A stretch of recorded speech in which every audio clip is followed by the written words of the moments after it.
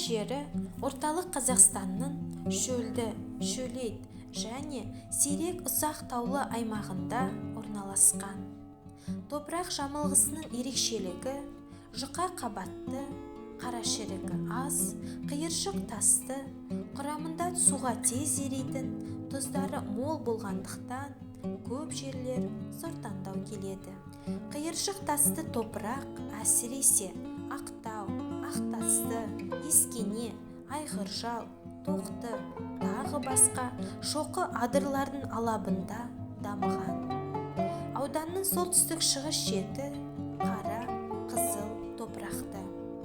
Айнабұлақ, Қарағаш жерлерінде нағыз қызғылт топырақ. Оңтүстікке қарай ашық қызыл қоңыр топырақты жерлер алып жатыр.